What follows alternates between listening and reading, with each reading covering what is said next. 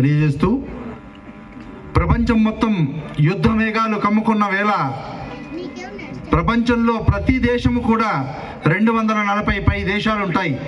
ప్రతి దేశం కూడా విశ్వాధిపత్యాన్ని కోరుకుంటుంటే విచిత్రం ఏంటంటే ప్రతి ఒక్కటి ప్రపంచంలో నెంబర్ 1 మేమే ఆధిపత్యం కొనసాగించాలి అని కోరుకుంటున్న ఈ అత్యంత క్లిష్ట సమయంలో, దౌర్భాగ్యమైన సమయంలో ప్రపంచంలో ప్రతి దేశం కూడా కోరుకుంటుంది ఏంటంటే, నిజానికి భారతదేశం కంటే కూడా ప్రపంచంలో ప్రతి దేశం కోరుకుంటుంది ఏంటంటే, భారతదేశం విశ్వగురు స్థానంలో సుప్రతిష్ఠితం కావాలి అని.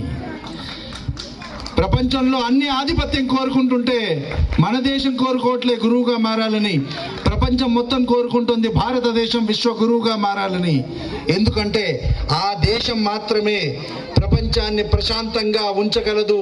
ప్రపంచంలో ప్రతి ఒక్కరూ బాగుండేలాగా చేసే శక్తి కేవలం భారతావనికి తప్ప వేరే దేశానికి లేదు అని ప్రపంచం మొత్తం ఎదురు చూస్తున్న ఈ సమయంలో, ఈ అద్భుత సమయంలో నిజానికి మనము పుట్టగానే 1 సంవత్సరంలో మామూలుగా ఉంటాడు బాబు, 3 సంవత్సరాలు కాగానే కొంచెం యాక్టివ్